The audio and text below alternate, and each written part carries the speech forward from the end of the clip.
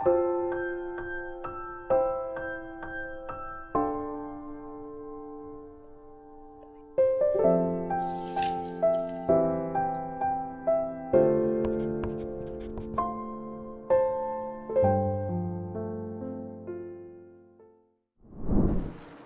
12일) 하이라이트 사무엘상 19장에서 21장입니다. 19장. 사울은 자기의 아들 요나단과 자기의 모든 신하들이 듣는 데서 다윗을 죽이겠다고 말하였다. 사울의 아들 요나단은 다윗을 매우 좋아하고 있었으므로 다윗에게 이것을 귀띔하여 주었다. 나의 아버지 사울이 자네를 죽이려 하니 나의 말을 듣게. 자네는 내일 아침 일찍 몸을 피하여 외진 곳으로 가서 숨어 있게. 자네가 숨어 있는 들로 아버지를 모시고 나가서 내가 아버지 곁에 붙어 다니다가 기회를 보아 자네 일을 아버지께 여쭈어 보고 거기에서 있었던 일을 내가 곧 자네에게 알려주겠네. 요나단은 아버지 사울 앞에서 다윗의 좋은 점들을 이야기하였다. 그는 사울에게 말하였다. 아버지께서는 아버지의 신하 다윗을 해치려고 하십니다만 이런 죄를 지으시면 안 됩니다. 다윗은 아버지께 죄를 지은 일이 없습니다. 오히려 다윗은 아버지를 도와서 아주 좋은 일들만 했습니다. 그는 자기 목숨을 아끼지 않고 블레셋 장군을 쳐 죽였고 그래서 주님께서 온 이스라엘에게 이렇게 큰 승리를 안겨주셨습니다. 아버지께서도 그것을 직접 보고 기뻐하셨습니다. 그런데 지금 무엇 때문에 이유도 없이 다윗을 죽여 죄 없는 피를 흘려 죄를 지으려고 하십니까? 사울이 요나단의 말을 듣고 맹세하였다. 그래, 주님께서 확실히 살아계심을 두고 맹세하마. 내가 결코 다윗을 죽이지 않겠다. 요나단이 다윗을 불러다가 이 모든 일을 알려주고 나서 다윗을 사울에게 데리고 가서 전처럼 왕을 모시게 하였다. 또 전쟁이 일어나니 다윗은 출전하여 블레셋 사람들과 싸웠다. 다윗이 그들을 쳐서 크게 무찌르니 블레셋 사람들이 다윗 앞에서 도망쳤다. 그런데 사울이 창을 들고 궁중에 앉아 있을 때에 주님께서 보내신 악한 영이 또 사울을 강하게 사로잡았다. 다윗이 수금을 타고 있는데 사울이 창으로 다윗을 벽에 박으려고 하였다. 다윗이 사울 앞에서 피하였으므로 창만 벽에 박혔다. 다윗은 도망하여 목숨을 건졌다. 바로 그날 밤에 사울이 다윗의 집으로 부하들을 보내어 그를 지키고 있다가 아침에 죽이라고 시켰다. 그러나 다윗의 아내 미갈이 그에게 당신은 오늘 밤에 피하지 않으면 내일 틀림없이 죽습니다. 하고 경고하였다.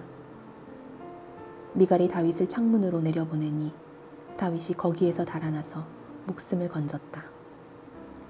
한편 미갈은 집안에 있는 우상을 가져다가 침대에 누이고 그 머리에는 염소털로 짠 망을 씌우고 그 몸에는 옷을 입혔다.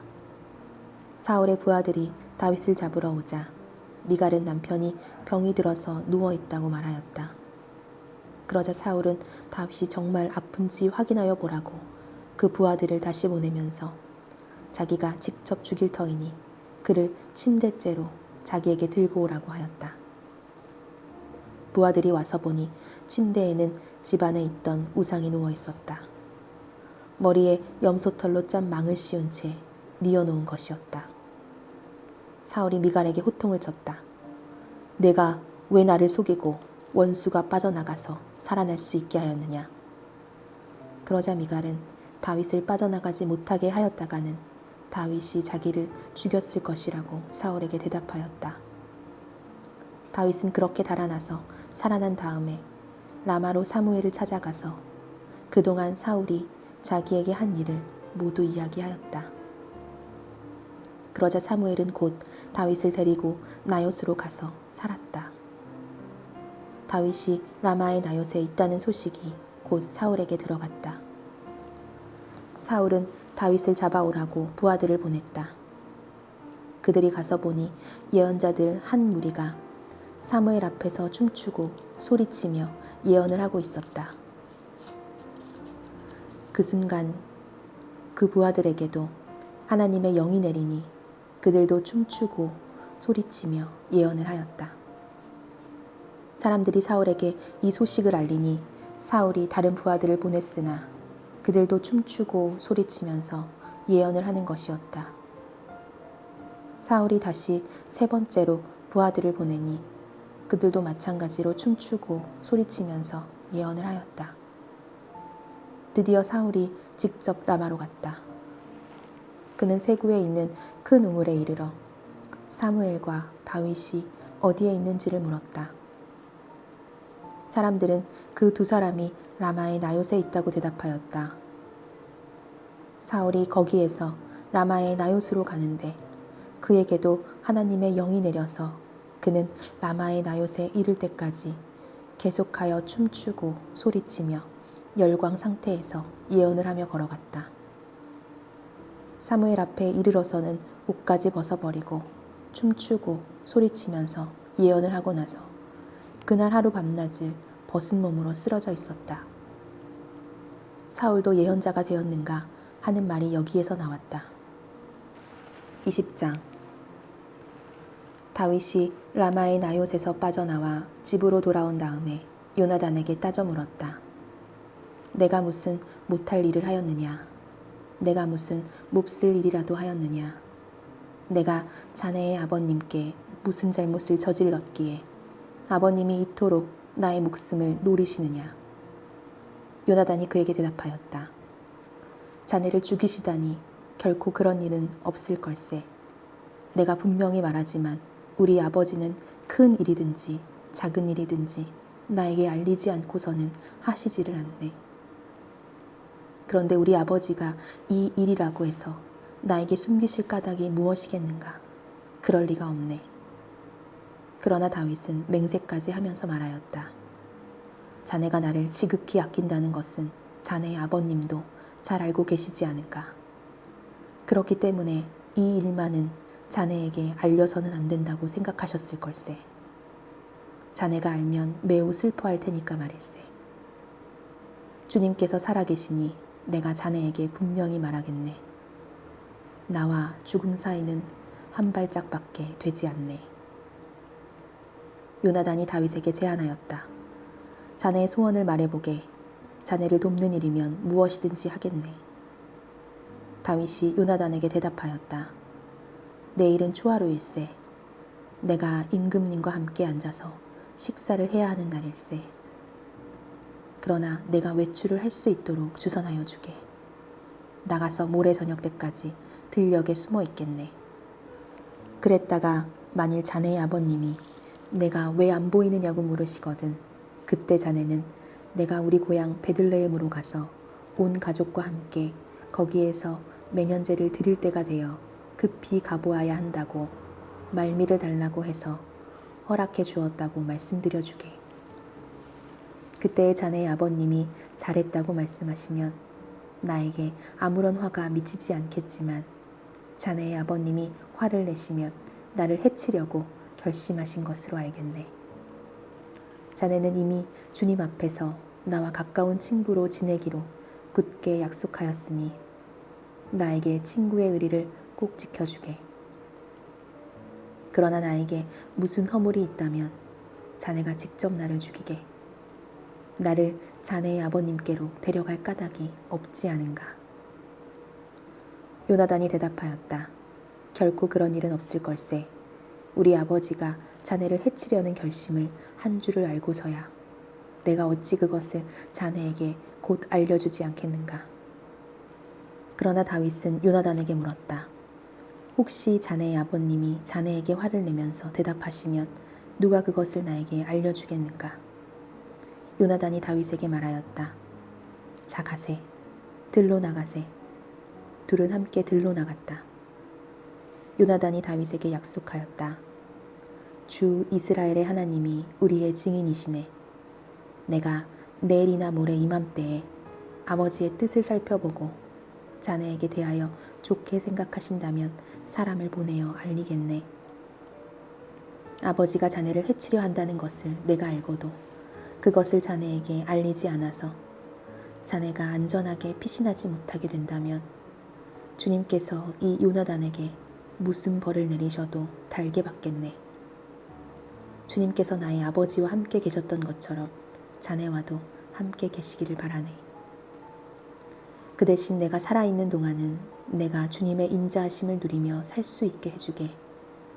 내가 죽은 다음에라도 주님께서 자네 다윗의 원수들을 이 세상에서 다 없애버리시는 날에라도 나의 집안과 의리를 끊지 말고 지켜주게. 그런 다음에 요나단은 다윗의 집안과 언약을 맺고 말하였다.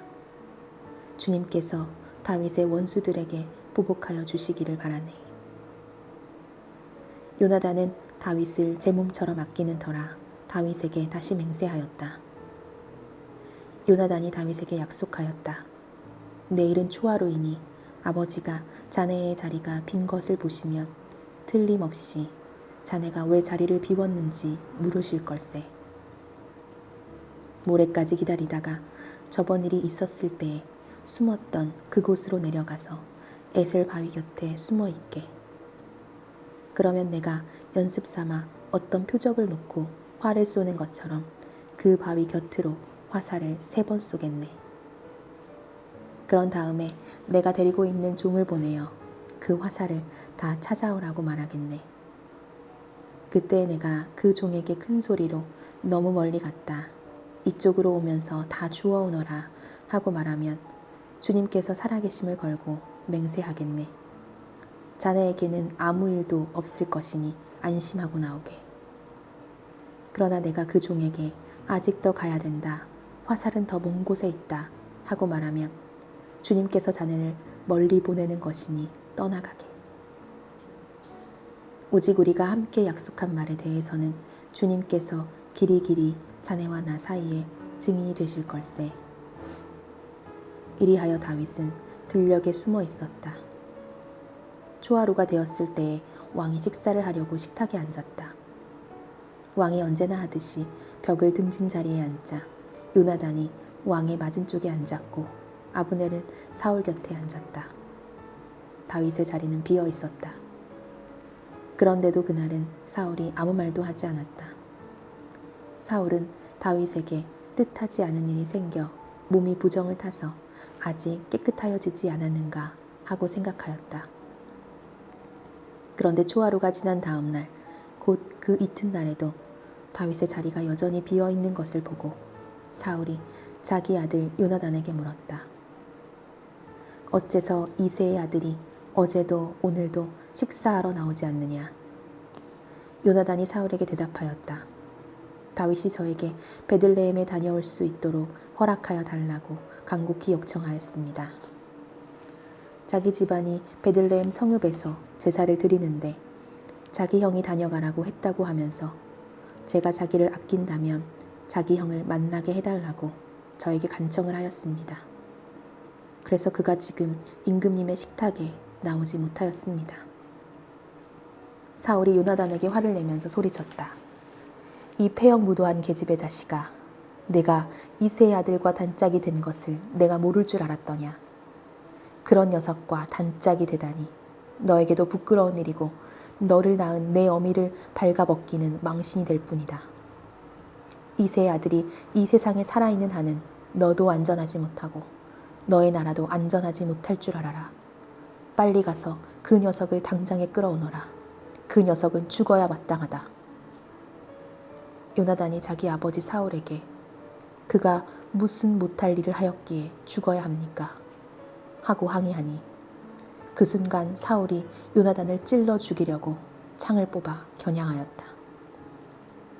그제서야 요나단은 자기 아버지가 다윗을 죽이려고 단단히 벼르고 있다는 것을 알아차렸다. 요나단도 화가 치밀어 식탁에서 일어섰다. 그리고 요나단은 자기 아버지가 다윗을 모욕한 것이 가슴 아파서 그 달의 이틀째가 되던 그날은 하루 종일 아무것도 먹지 않았다. 그 다음날 아침에 요나단은 어린 종을 하나 데리고 들녘으로 나가서 다윗과 약속한 장소로 갔다. 거기에서 요나단은 자기가 데리고 온 어린 종에게 너는 막 달려가서 내가 지금 쏘는 화살을 주워 오너라 하고 시켰다. 어린 종이 달려가자 요나단은 그의 머리 위로 화살을 쏘았다. 요나단이 쏜 화살이 떨어진 곳으로 그 어린 종이 달려가자 요나단이 그의 뒤에다 대고 소리쳤다. 아직도 덜 갔다. 화살이 더 먼 곳에 있지 않느냐. 요나단이 그 소년의 뒤에다 대고 계속 소리쳤다. 빨리 빨리. 서 있지 말고 빨리 달려. 요나단의 어린 종은 화살을 주워다가 자기 상전에게 바쳤다. 그러나 그 어린 종은 아무것도 눈치채지 못하였다. 요나단과 다윗만이 그 일을 알았다. 그런 다음에 요나단은 데리고 왔던 그 어린 종에게 자기의 무기를 주면서 그것을 들고 성읍 안으로 들어가라고 말하였다. 그 어린 종이 성읍 안으로 들어가니 다윗이 그 숨어있던 바위 곁에서 일어나 얼굴을 땅에 대면서 3번 큰 절을 하였다. 그리고 그들은 서로 끌어안고 함께 울었는데 다윗이 더 서럽게 울었다. 그러자 요나단이 다윗에게 말하였다. 잘 가게. 우리가 서로 주님의 이름을 걸고 맹세한 것은 잊지 않도록 하세. 주님께서 나와 자네 사이에서 뿐만 아니라 나의 자손과 자네의 자손 사이에서도 길이길이 그 증인이 되실 걸세. 다윗은 일어나 길을 떠났고 요나단은 성 안으로 들어갔다. 21장. 다윗은 노브로 가서 제사장 아히멜렉에게 이르렀다. 아히멜렉이 떨면서 나와서 다윗을 맞으며 물었다. 동행자도 없이 어떻게 혼자 오셨습니까? 다윗이 제사장 아히멜렉에게 대답하였다. 나는 임금님의 명령을 띠고 길을 떠났습니다. 임금님이 나에게 임무를 맡기면서 부탁하시기를 나에게 맡기신 임무를 어느 누구에게도 알리지 말라고 하셨습니다. 그래서 부하들과는 약속된 곳에서 만나기로 하였습니다. 그런데 지금 제사장님이 혹시 무엇이든 가까이 가지신 것이 좀 없습니까? 빵 5덩이가 있으면 저에게 주십시오. 그렇게 안 되면 있는 대로라도 주십시오. 그러자 제사장이 다윗에게 말하였다. 지금 보통 빵은 내게 없고 있는 것은 거룩한 빵뿐입니다. 그 젊은이들이 여자만 가까이 하지 않았다면 줄 수가 있습니다. 다윗이 제사장에게 말하였다. 원정길에 오를 때에 늘 그렇게 하듯이 이번에도 우리는 2, 3일 전부터 여자와 가까이 하지 않았습니다. 비록 이번 출정이 보통의 사명을 띤 길이기는 하지만 제가 출정할 때에 이미 부하들의 몸은 정결했습니다. 그러니 오늘쯤은 그들의 몸이 얼마나 더 정결하겠습니까? 제사장은 그에게 거룩한 빵을 주었다. 주님 앞에 차려놓은 빵 말고는 다른 빵이 달리 더 없었기 때문이다. 그 빵은 새로 만든 뜨거운 빵을 차려놓으면서 주님 앞에서 물려낸 것이었다. 그런데 바로 그날 사울의 신하 가운데 한 사람이 그곳에 있었는데 그는 주님 앞에서 하여야 할 일이 있어서 거기에 머물러 있었다. 그의 이름은 도액인데 에돔 사람으로서 사울의 목자 가운데서 우두머리였다. 다윗이 아히멜렉에게 또 한 가지를 물었다. 제사장님은 지금 혹시 창이나 칼을 가지고 계신 것이 없습니까? 저는 임금님의 명령이 너무도 급하여서 나의 칼이나 무기를 가져오지 못했습니다. 제사장이 대답하였다. 그대가 엘라 골짜기에서 쳐 죽인 블레셋 사람 골리앗의 칼을 보자기에 싸서 여기 에봇 뒤에 두었습니다. 여기에 이것 말고는 다른 칼이 없으니 이 칼을 가지고 싶으면 가지십시오. 다윗이 말하였다. 그만한 것이 어디에 또 있겠습니까? 그것을 나에게 주십시오. 다윗이 거기를 떠나 그날로 사울에게서 도망하여 가드왕 아기스에게로 갔다. 아기스의 신하들이 왕에게 보고하였다. 이 사람은 분명히 저 나라의 왕 다윗입니다. 이 사람을 두고서 저 나라의 백성이 춤을 추며 이렇게 노래하였습니다. 사울은 수천 명을 죽이고 다윗은 수만 명을 죽였다. 다윗은 이 말을 듣고 가슴이 뜨끔했다. 그는 가드왕 아기스 옆에 있는 것도 안전하지 못하다는 생각이 들었다. 그래서 그는 그들이 보는 앞에서는 미친 척을 하였다. 그들에게 잡혀있는 동안 그는 미친 사람처럼 행동하여 성문 문짝 위에 아무렇게나 글자를 극적거리기도 하고 수염에 침을 질질 흘리기도 하였다. 그러자 아기스가 신하들에게 소리쳤다. 아니, 미친 녀석이 아니냐. 왜 저런 자를 나에게 끌고 왔느냐. 나에게 미치광이가 부족해서 저런 자까지 데려다가 내 앞에서 미친 짓을 하게 하느냐. 왕궁에 저런 자까지 들어와 있어야 하느냐. 아멘.